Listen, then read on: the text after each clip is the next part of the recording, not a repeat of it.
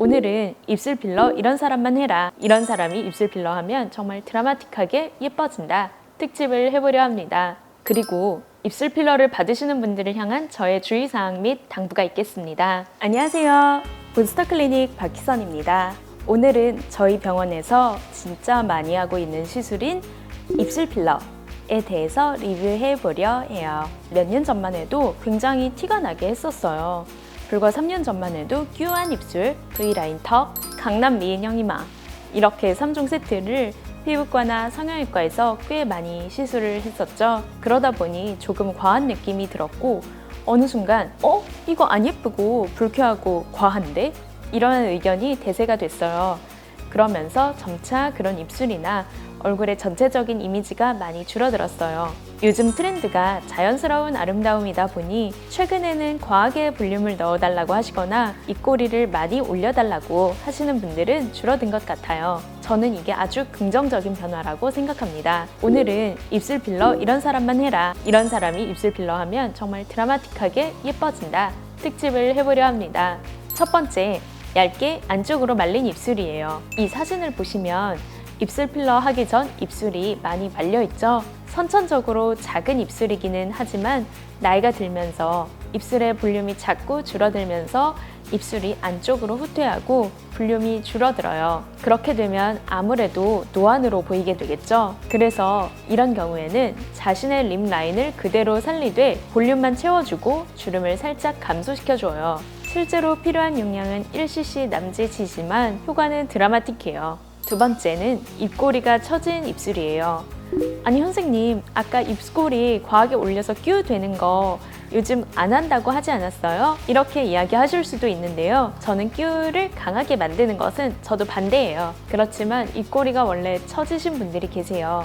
그런 경우 가만히 있을 때도 살짝 우울한 인상, 적극적이지 않은 인상을 줄 수 있어서 이런 경우에는 입꼬리 필러를 추천드려요. 바로 이런 경우인데요. 이분의 경우에도 딱 1cc를 사용하여 입꼬리를 올려드렸어요. 과하게 올려서 웃고 싶지 않을 때, 심각하고 싶을 때, 무표정일 때도 입꼬리가 올라가 있는 게 아니라 무표정일 때는 평형선을 유지할 수 있도록, 그리고 살짝 미소 지었을 때 조금 더 드라마틱하게 밝은 표정으로 보이도록 디자인을 해드렸어요. 세 번째는 좌우 상하가 비대칭인 입술이에요. 사실 입술 필러만으로 모든 비대칭을 100% 맞출 수는 없어요. 왜 어렵냐면 일단 입술의 비대칭은 가만히 있을 때 비대칭인 경우와 말하거나 먹을 때, 즉 움직일 때 비대칭이 되는 경우로 나눠볼 수 있어요. 필러를 사용하여 가만히 있을 때 입술의 비대칭이나 윗입술, 아래입술의 비율은 맞출 수 있어요. 하지만 필러만으로 움직일 때의 비대칭까지는 다 맞출 수 없어요. 왜냐하면 근육의 움직임이 관여하기 때문에 필러뿐만 아니라 보톡스를 사용하여 비대칭을 맞춰야 하기 때문이에요. 저는 가만히 있을 때뿐만 아니라 움직일 때의 입꼬리의 비대칭까지도 보면서 추가적으로 인매의 움직일 때의 비대칭까지도 보톡스로 교정해드리고 있어요. 다만 100% 다 맞추어지기는 어렵고 어느 정도 약 한 70에서 80% 정도 맞춘다. 이렇게 이해하시는 게 좋아요. 저희 병원에서 입술 필러 상담 받으러 오실 때 첫 번째, 너무 큰 기대를 갖고 오시면 안 되세요. 예를 들어서 자신의 입술이 매우 작은 스타일이고 주름이 많지 않은 입술인데 저에게 막 3cc 넣어달라고 오시면 곤란해요. 주름의 양이 많으면 당연히 볼륨아이징을 할 수 있는 정도가 크겠죠. 하지만 주름이 적고 워낙 작은 입술인데 다 펴버리게 되면 굉장히 어색해질 가능성이 높아요. 그래서 적당한 양만 해서 모양을 내는 것은 오케이예요. 하지만 원래 타고난 입술이 작은 편인데 한 번에 흑인 입술처럼 확 볼륨을 내주세요. 이렇게 욕심을 내시면 안 되세요. 물론 매우 작은 입술도 점진적으로 크게 만들 수는 있어요. 첫 번째는 소량만으로 필러 시술을 하고 2달 후에 다시 한번 리터치를 하면서 조금 더 볼륨을 점진적으로 주는 방식이에요. 이렇게 하는 게 훨씬 덜 어색하고 나에게 훨씬 더 잘 어울리세요. 두 번째는 원하시는 사진을 찾아오시면 좋아요. 요즘은 연예인 장원영님의 입술을 많이 들고 오시는데요. 이렇게 원하시는 입술 사진을 들고 오시면 제가 디자인 잡을 때 훨씬 수월합니다.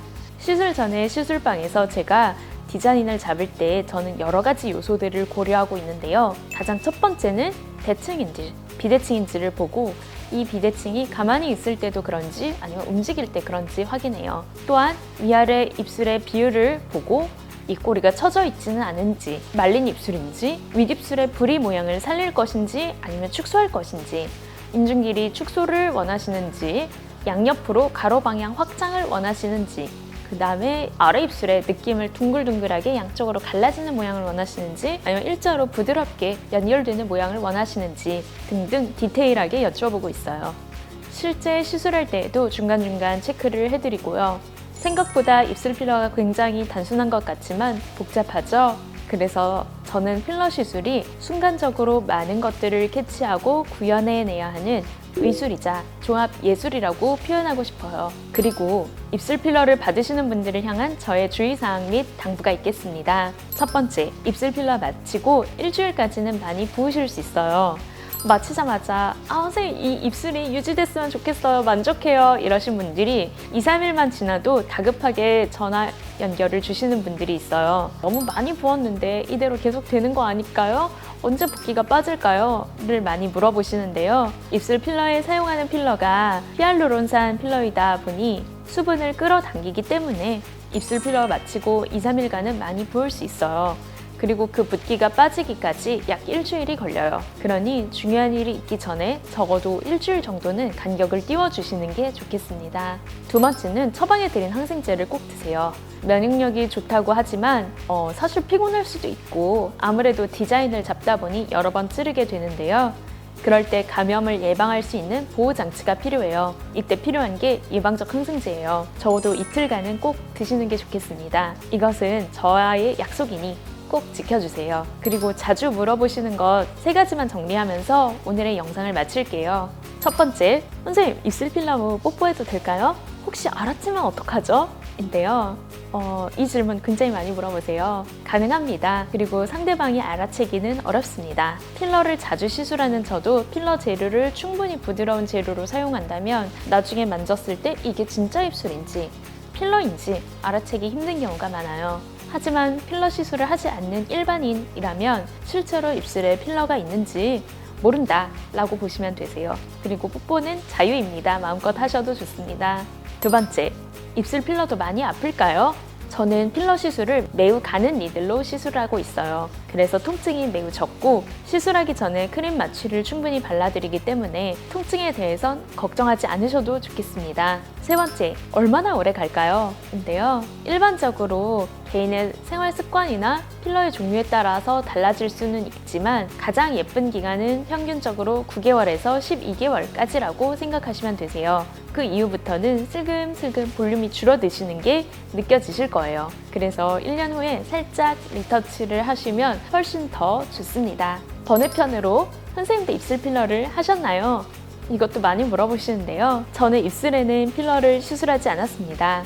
그 이유는 제가 워낙 입술이 큰 편이라 더 크게 볼륨을 넣기에는 얼굴의 전체적인 조화가 좋지 않아서 그래서 하지 않았습니다. 그렇듯 입술 필러 해주세요 이렇게 오시더라도 저희 병원의 경우 꼭 필요한 경우가 아니면 시술을 권유하지 않아요. 입술 필러는 얼굴의 전체적인 조화도 같이 봐야 하기 때문이에요. 잊지 마세요. 필러는 의술과 예술의 종합이라는 것을요.